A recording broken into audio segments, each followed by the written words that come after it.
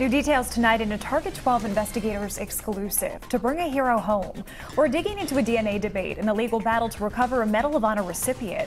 Last month, we told you about former state representative John Patterson's lawsuit involving the missing remains of his uncle. And tonight, there are more questions about the government agency that recovers and identifies those who are missing in action. Target 12 investigator Walt Buteau with the details you'll see only on Eyewitness News. Lieutenant Sandy Nininger was the first World War II Medal of Honor recipient. His remains never made it home, and his nephew is now part of this lawsuit to change that. Lieutenant Sandy Nininger fought off dozens of Japanese soldiers in the Philippines about a month after Pearl Harbor. He became known as the quiet hero and a one-man army who, according to a military citation, was found after recapture of the position with one enemy officer and two enemy soldiers dead around him. Probably the best picture of him. His nephew John Patterson has spent decades digging up documents that, according to this federal lawsuit, pinpoint where Nininger is buried in the Manila American Cemetery.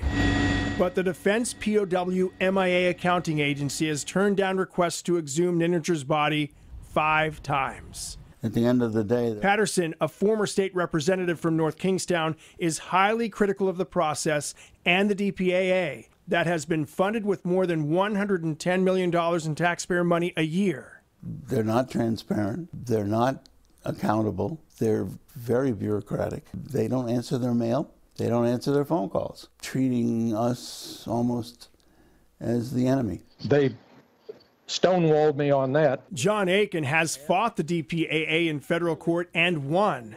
His cousin Bud Kelder died after trudging through the Bataan Death March and was eventually buried in the same cemetery where Nininger's remains are believed to be.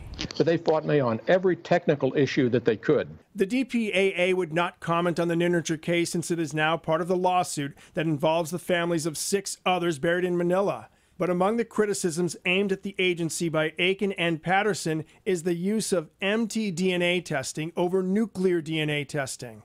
This Department of Defense PowerPoint analysis obtained by Target 12 acknowledges mtDNA offers a slow turnaround, nuclear a quick turnaround. Aiken says experts call nuclear testing the gold standard. The use of nuclear DNA is so far superior in most cases. What they're doing is intentional. They know that there are better techniques available. The DPAA website addresses the issue, saying mtDNA testing is highly effective in compromised skeletal remains, which could apply to anyone buried in the Manila cemetery. Another concern for Patterson is, even according to the government, nuclear DNA testing can use parents or siblings.